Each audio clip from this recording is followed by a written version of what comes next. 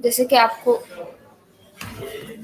जैसे कि आपको पता है कि रोज़ाना की बुनियाद पर मैं आप लोगों के साथ एक ज़बरदस्त इंटरव्यू लेकर आती हूँ और एक नए गेस्ट को अपने शो में इनवाइट करती हूँ। इसी तरीके से आज मेरे साथ जो गेस्ट मौजूद हैं, इनका नाम है मनोज योगावाला। आइए आज हम इनके बारे में जानते हैं, इनकी लाइफ जर्नी के बारे में जानते हैं।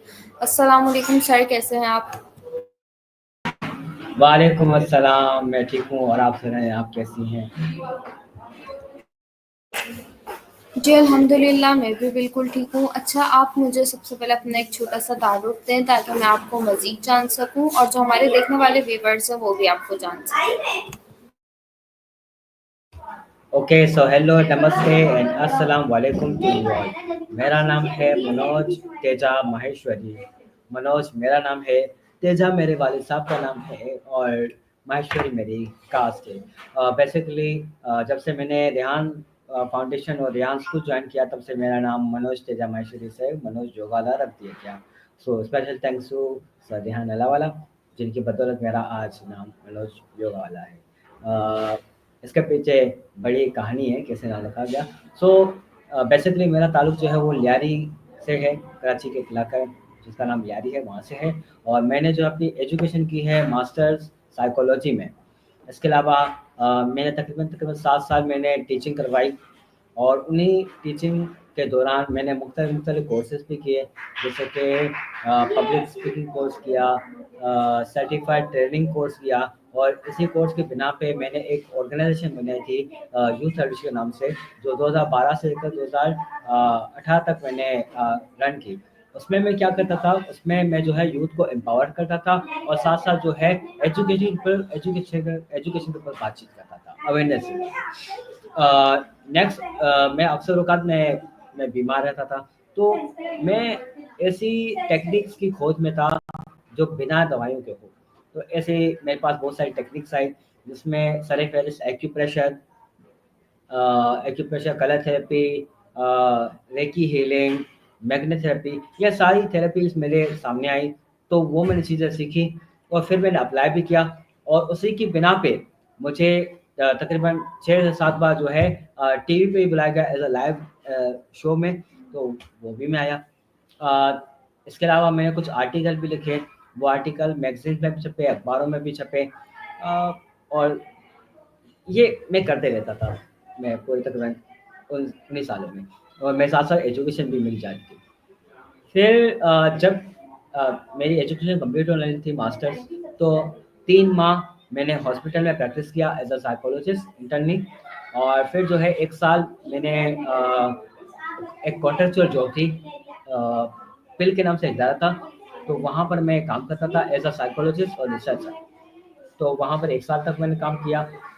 और फिर जो है मेरा जो योगा का एक पैशन भी था मेरा इसी के साथ साथ, तो योगा में करता भी था। फिर ऐसे करके जो है मैंने जो है रेहान फाउंडेशन ज्वाइन की सर रेहान के बदौलत। और फिर जो है अ, ऐसे करके जो है मैं अब साथ में फैसिलिटेटर बना, फिर मैं योगा इंस्ट्रक्टर बना, फिर योगा डायरेक्टर बना और फिर जो है वाइस प्रिंसिपल बना। तो ये था मेरा तारुफ। जी, थैंक यू सो मच। अच्छा जी, ज़बरदस्त, बहुत अच्छे से आपने अपना ताल्लुक दिया, पूरी अपनी जर्नी के बारे में बताया। अच्छा, तो मेरा अगला सवाल जो है वो आपसे ये है, जैसे आपने कहा कि आपने साइकोलॉजी पढ़ी हुई है, तो आप ज़रा इस बारे में हमें बताएँ कि ये कैसा प्रोसेस है? साइकोलॉजी यानी स्टार्ट कहाँ से होती है और इस फील्ड में जो है वो स्टडी किस तरीके से होती है? थोड़ा मुझे इस फील्ड के बारे में बताएँ। साइकोलॉजी फील्ड बहुत बहुत वास्ट है, बहुत वास्ट है। इसकी जो शुरुआत होती है, ये कोई भी कर सकता है। सारे जितने भी फील्ड्स हैं, यानी चाहे वो अपना साइंस का स्टूडेंट हो या कॉमर्स का स्टूडेंट हो या फिर आर्ट्स और ह्यूमैनिटीज़ का स्टूडेंट हो, हर कोई साइकोलॉजी कर सकता है, ठीक है। तो स्पेशली जो है जो ह्यूमैनिटीज सब्जेक्ट होते हैं आर्ट्स एंड ह्यूमैनिटीज में, उसमें ये पढ़ाए जाते हैं साइकोलॉजी सब्जेक्ट, और एक ऑप्शनल सब्जेक्ट होता है ये। तो जो पढ़ते हैं, तो मैंने भी इंटर में तो नहीं पढ़ा था, मैं फिर ग्रेजुएशन में फिर मैंने साइकोलॉजी पढ़ी, और उसके बाद फिर मैंने मास्टर्स किया साइकोलॉजी में। तो साइकोलॉजी बेसिकली एक सब्जेक्ट है जिसमें जो है जो है अ, इंसान जो है सामने वाले का शख्स का रवैया, और साथ-साथ उनके जो ज़हन में जो चलने वाले ख़्यालात हैं, उसकी स्टडी करता है। तो साइकोलॉजी बेसिकली जो है, वो इंसान के जज़्बात की और ज़हन में चलने वाले जो थॉट्स हैं, ख़्याल हैं, उनकी स्टडी है। अमूमन लोग समझते हैं कि साइकोलॉजी जो है एक अ, एक ऐसी स्टडी है जिसमें इंसान पागलों का इलाज करता है। और मैं जब मुझे याद है, जब मैंने शुरुआत किया था साइकोलॉजी पढ़ने के लिए, तो लोग मुझे तरह-तरह के सवाल करते थे कि यार, आप पागलों की स्टडी करते हो? क्या आप मेरा चेहरा पढ़ सकते हो? बता सकते हो कि मैं आगे फ्यूचर में क्या बनूँगा? तो ऐसे-ऐसे मुझसे सवाल करते थे। तो मैंने उन्हें कहा कि भाईजान, मैं साइकोलॉजी पढ़ने जा रहा हूँ, मैं कोई बाबा की डिग्री हासिल नहीं करने जा रहा हूँ। मैं बाबागिरी पढ़ने के लिए नहीं जा रहा। तो ऐसे करके मेरे बहुत सारे चैलेंजेस का मैंने सामना किया, और इस तरीके से मैंने शुरू किया। तो साइकोलॉजी में पता है क्या होता है? साइकोलॉजी में अलग-अलग थ्योरीज़ होती हैं।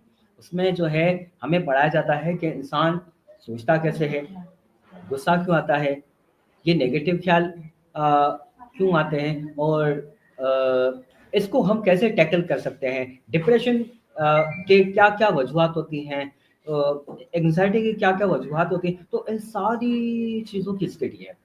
और मुझे याद है कि जब मैं साइकोलॉजी पढ़ने के लिए गया, तो जो सर पढ़ाते थे, मैं पढ़ता था, और फिर मैं कहता था, "अरे! ये तो मैं भी हूँ, ऐसा मेरे साथ भी होता है, ऐसा मेरे साथ भी होता है।" तो मैं जो है सारी चीज़ें मैं खुद से रिलेटेड करता था, ये तो मैं भी हूँ। फिर मैं अक्सर मैं सोचता था, यार, मैं कहीं सच में पागल तो नहीं हूँ, साथ में साइको तो नहीं हूँ।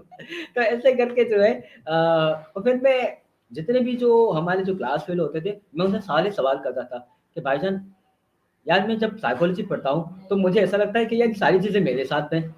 तो वो कहते हैं, "नहीं, नहीं भाई, ये आपकी गलती नहीं है। ये साइकोलॉजी जो पढ़ता है उसके सारे साथ उनके सभी के साथ ऐसा ही होता है। वो ख़ै अपने से रिलेट करता है।" क्योंकि साइकोलॉजी जो है बड़ी एक डीप सब्जेक्ट है, बहुत ज़्यादा डीप सब्जेक्ट है, और खुश सब्जेक्ट है, बहुत ज़्यादा।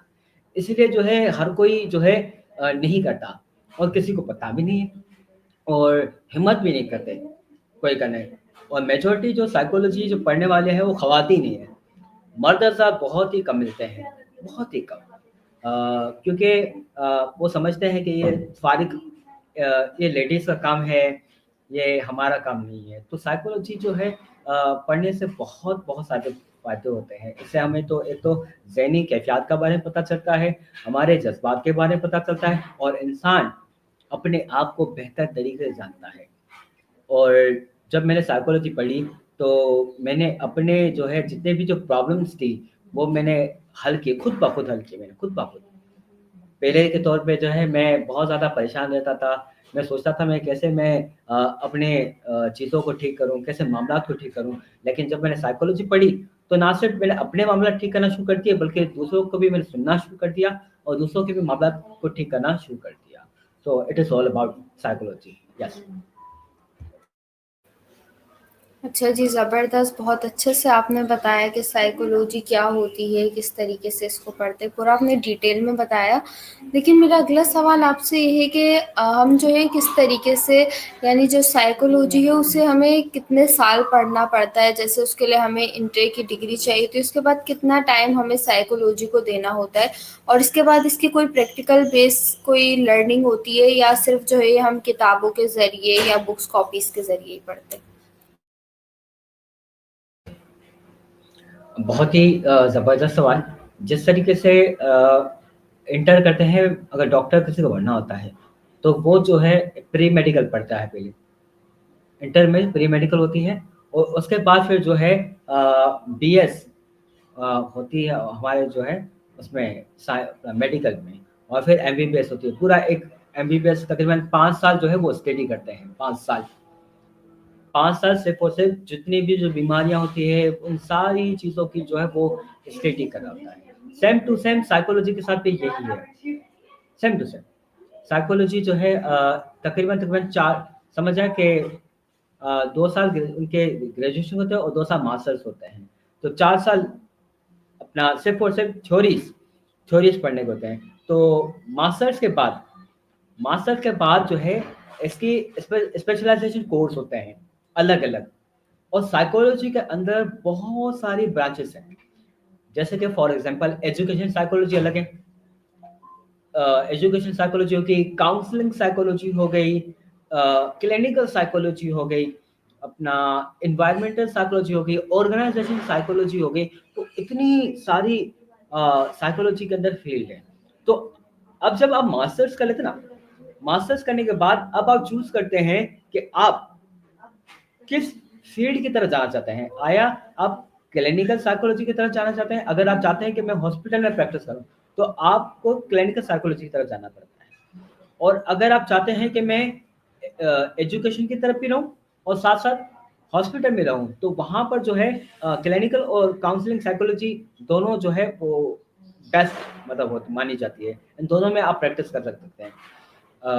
और दूसरी होती है, अगर आप कहते हैं कि मुझे एजुकेशन की तरफ जानना है ताकि मैं बच्चों की जो साइकोलॉजी है वो मैं जानूं, तो वहां पर एजुकेशन साइकोलॉजी होती है, तो उसकी स्पेशलाइजेशन कोर्स होता है एजुकेशन साइकोलॉजी का।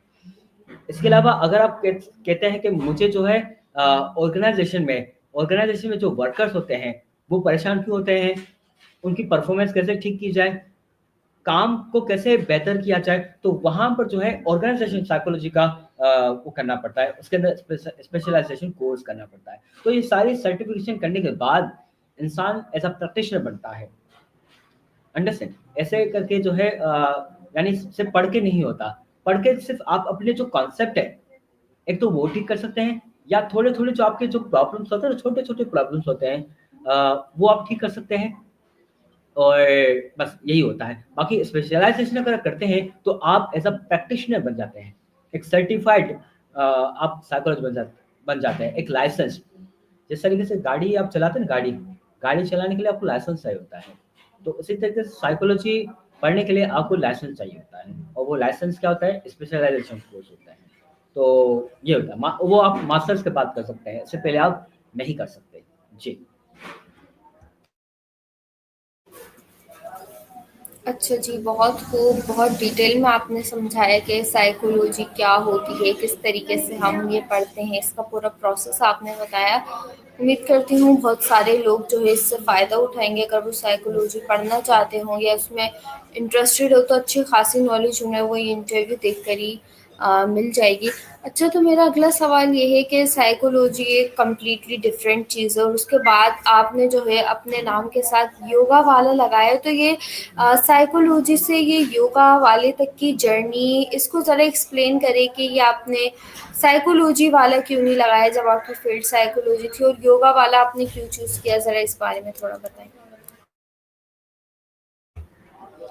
अ, बिल्कुल आपने दुरुस्त फरमाया। वो इसलिए कि मैंने सिर्फ़ और सिर्फ़ साइकोलॉजी पढ़ी है। मैं ऐसा मतलब कहते हैं लाइसेंस सर्टिफाइड मैं नहीं हूँ साइकोलॉजिस्ट। तो मुझे इजाज़त नहीं है कि मैं जो है साइकोलॉजी की मैं प्रैक्टिस करूँ। तो मैंने सिर्फ़ यानी इसमें सिंपल जो है वो सिंपल नॉर्मल जो साइकोलॉजिस्ट होता है, वो मैं हूँ। तो इस वजह से मैंने जो है वो अपना नाम के आगे साइकोलॉजी वाला नहीं लगाया।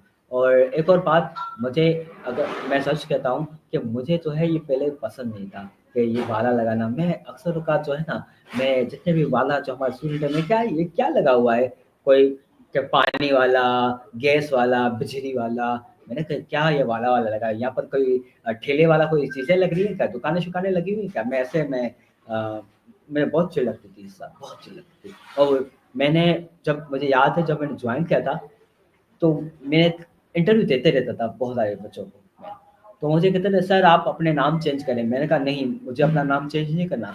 मेरा नाम खुद यूनिक है, मनोज तेजा माहेश्वरी, तो मैं नहीं लगाऊँगा। क्योंकि मनोज तेजा माहेश्वरी का सर्च करते हैं तो फटाक से गूगल पे जो है सर्च इंजन में आ जाता है फ़ौरन से, और मेरी फ़ोटोज़ भी आ जाती है, सारा कुछ आ जाता है, तो मुझे नहीं लगाना। बहरहाल वक़्त गुज़रता गया। सर रेहान ने मुझसे रिक्वेस्ट की कि आप योगा सिखाएँ। तो उन दिनों में जो है मैं सर्टिफ़ाइड योगा टीचर नहीं था। तो मैंने सर रेहान से कहा, मैं सर मैं सर्टिफ़ाइड मैं टीचर नहीं हूँ, तो मैं नहीं सिखा सकता। तो उन्होंने कहा कि आप मंदिर में तो सिखाते हैं ना, तो आप जो सिखाते हैं वो यहाँ पर भी सिखाएँ। तो ऐसे करके मैंने यूट्यूब पे वीडियोज़ देखता था, अलग-अलग मेरे टीचर्स की, बाबा रामदेव और मास्टर श्री आकाश नाथ से जो-जो मैंने जो सीखा था, वो सारी मैंने रिकॉर्ड करके मैंने सिखाना शुरू किया यहाँ पर। और फिर सिखाते-सिखाते वैसे मेरे अंदर ख़्वाहिश तो थी कि मैं जो है सर्टिफ़ाइड योगा टीचर बनूँ। तो ऐसे करके वक़्त गुज़रता गया थोड़ा-सा। मेरी जो मुलाकात थी, वो डॉक्टर योगी विजा से हुई। मैं डॉक्टर योगी विजा से बहुत ज़्यादा इंस्पायर था, और मैं उन्हें हमेशा मैं अपना एक सो कॉल्ड टीचर मानता था, और मैंने सोच के रखा था कि मैं इनसे सीखूँगा। तो इत्तेफ़ाक बात है वो मुझसे मिले, मैंने अपना तारुफ़ करवाया, तो वो मुझसे बहुत ज़्यादा मुतासिर हुए और मुझे कहा, मैंने बातचीत की, मैं सर आप मुझे योगा सिखाएँ, और क्योंकि मुझे सर्टिफ़िकेशन भी चाहिए। तो उन्होंने कहा, बेटा आपको योगा सीखने की ज़रूरत नहीं है, क्योंकि आप पहले से बाय बर्थ योगी हैं। तो आपको योगा सीखने की ज़रूरत नहीं है। जहाँ पर मेरी हेल्प चाहिए होगी, वहाँ पर मैं हेल्प करूँगा, और दूसरा सर्टिफ़िकेशन चाहिए, तो वो आप मुझसे ले लीजिए। तो ऐसे करके डॉक्टर योगी डॉक्टर योगी जात मेरे यहाँ इलाके लियारी में, और वहाँ पर सर्टिफ़िकेट लेके आए, और मुझे जो है सर्टिफ़िकेट दिया योगा का इस तरीके से। तो इसके बाद फिर जब 2024 आया, 2024 में न्यू ईयर ऑफ़र आई थी। न्यू ईयर ऑफ़र तकरीबन 98% डिस्काउंट ऑफ़र मिली थी उसमें 2024 में। तो वो कोर्स जो था, वो था योगा टीचर ट्रेनिंग कोर्स। तो उस कोर्स को मैंने अवेल किया, एनरोल किया, और वो कोर्स जो है आप यकीन नहीं करेंगे, वो कोर्स तकरीबन 2.5 लाख का कोर्स है। 2.5 लाख का कोर्स। वो कोर्स मुझे 15,000 के अंदर-अंदर मिल गया। 15,000 के अंदर-अंदर, और ऐसे करके मैंने वो कोर्स किया, और उस कोर्स करने के बाद जो है मैं सर्टिफ़ाइड योगा टीचर बन गया। तो इस तरीके से फिर जो है मैं सर्टिफ़ाइड योगा टीचर भी बन गया। तो फिर सर रेहान ने मुझसे रिक्वेस्ट की कि आप जो है अपना नाम योगाला क्यों नहीं लगाते? तो मैंने कहा, सर मुझे अ, अजीब लगता है। तो फिर सर यहाँ ने कुछ ऐसी बात की कि अगर आप मुझे अपना स्टूडेंट मानते हैं, तो आप अपना नाम योगाला रखें, और अगर आप सिर्फ़ अपने यानी मुँह से अगर कहते हैं तो बेशक ना लगाएँ। अगर आप मुझे अपने दिल से आपका टीचर मानते हैं, अपना गुरु मानते हैं, तो आप अपने नाम के आगे योगाला लगाएँ। तो उसी टाइम ही मैंने एक्सेप्ट किया, और मैंने कहा जी ओके, लगा दीजिए। और मुझे याद है अभी भी शायद इंटरव्यू पड़ा हुआ हो वो वाला, सर यहाँ ने उसी वक़्त ही मेरा नाम जो है यानी इंटरव्यू के दौरान ही मेरा नाम चेंज किया। तो ऐसे करके जो है मेरा नाम योगाला रखा, और फिर योगा की फ़ील्ड में आगे बढ़ता गया, और उसी के साथ लोगों ने मुझे साइकोलॉजी से छोड़ मुझे योगा वाला के नाम से जाना शुरू कर दिया, और आज मेरी पहचान जो है सब साइकोलॉजिस्ट से नहीं, सबसे ज़्यादा योगा से ही पहचाना चाहता हूँ। जी। अच्छा जी, ज़बरदस्त। बहुत ही अच्छी लगी ये स्टोरी आपकी सुन के कि आपका किस तरीके से जो है वो सफ़र साइकोलॉजी से यानी आपने पढ़ी और उसके बाद योगा वाला लगाया। बहुत अच्छा लगा ये सुन के, और इंटरव्यू के बीच में ही आपका नाम चेंज हुआ। अगर मुझे वो इंटरव्यू मिला तो मैं ज़रूर सुनूँगी। अच्छा, तो मेरा जो अगला सवाल है वो ये है कि जैसे कि अभी आपके पास 2 फ़ील्ड्स हो गई, लेकिन ज़ाहिर-सी बात है हर इंसान की जो है एक चीज़ होती है जो बहुत ज़्यादा फ़ेवरेट होती है। तो आप मुझे बताएँ कि इन दोनों फ़ील्ड्स में से जो है वो आपकी फ़ेवरेट कौन-सी है, जिसमें ज़्यादा आपका इंटरेस्ट हो और आपको अच्छी लगती है? देखें दोनों मेरे लिए बहुत ही इक्वली है। लेकिन सबसे ज़्यादा मैं योगा को मैं प्रेफ़र करता हूँ। वो इसलिए क्योंकि योगा जो है ना, योगा एक यूनिक चीज़ है। साइकोलॉजी एक पूरी सो कॉल्ड एक वास्ट फील्ड है। योगा के अंदर जो है, योगा वो इसलिए मैं बहुत ज़्यादा उसको मैं प्रेफ़र करता हूँ, क्योंकि योगा करने से आपकी अ, बॉडी लेवल पे, यानी आप योगा आपके एक बॉडी के एक सेल पे काम करता है आपके। बॉडी के अंदर जो बहुत सारे सिस्टम होते हैं, जैसे कि nervous system, reproductive system, skeleton system, digestive system, इतने सारे जो है हमारे पास सिस्टम होते हैं।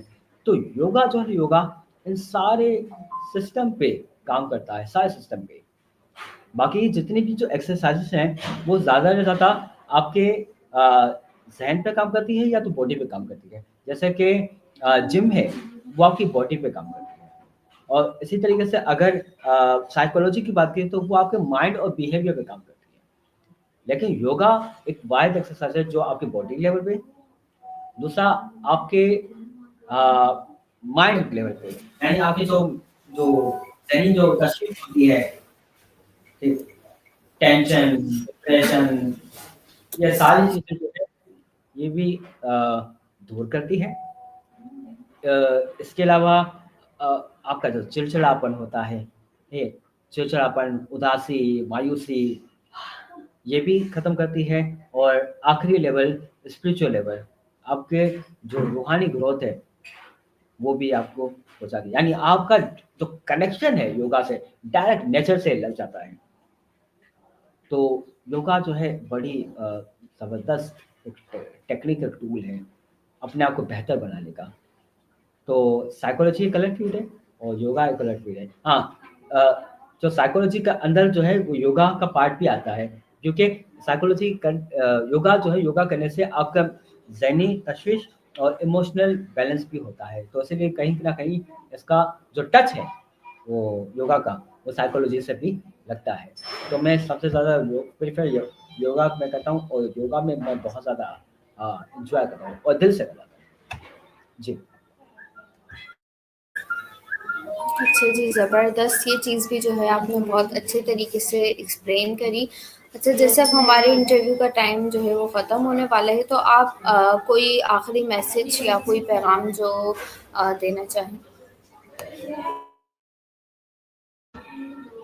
अ, जी बिल्कुल, मैं आखिरी मैसेज में यही दूँगा कि हमें जो है हेल्थ कॉन्शियस रहना चाहिए। हमारे जो हेल्थ के हिसाब से वो हमेशा कॉन्शियस रहना चाहिए। चाहे आपके फ़िज़िकल लेवल पे हो, मेंटल लेवल पे हो, इमोशनल लेवल पे हो या स्पिरिचुअल लेवल पे हो। क्योंकि इंसान जो है चारों लेवल पे बीमार होता है।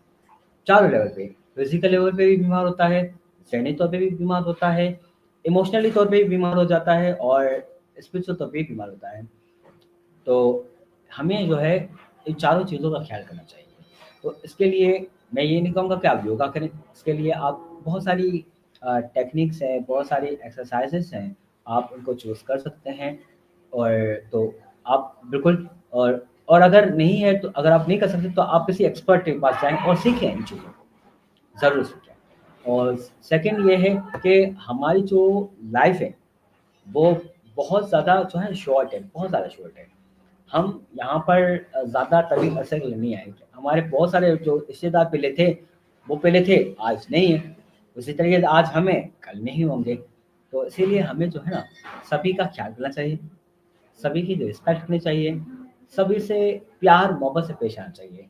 बिना किसी मफ़ाद के, बिना किसी ये देखे हुए कि सामने एक शख़्स कौन है, ये हमारा है या नहीं है, ये दूसरे मज़हब का है, ये दूसरे रंग का है, ये चीज़ें नहीं देखनी चाहिए। हमें बस देखना चाहिए वो इंसान है, उसके अंदर जो है दिल है, दर्द है, एहसास है। ठीक है? इंसान जो है एहसास का पुतला है, तो हमें जो है हर इंसान को इंसान समझना चाहिए और सभी का एहसास करना चाहिए। बस यही मैसेज दूँगा। Thank you so much. अच्छा जी, ज़बरदस्त। बहुत अच्छा मैसेज आपने दिया और ये मैसेज भी बिल्कुल सही दिया। हमें हमेशा जो है इंसान से इंसानियत के तौर पर ही बात करनी चाहिए। थैंक यू सो मच आपका अपना कीमती टाइम मुझे देने के लिए, और बहुत अच्छा लगा आपसे इंटरव्यू करके, बातचीत करके। मिलेंगे फिर किसी नए गेस्ट के साथ, जब तक के लिए अल्लाह हाफ़िज़।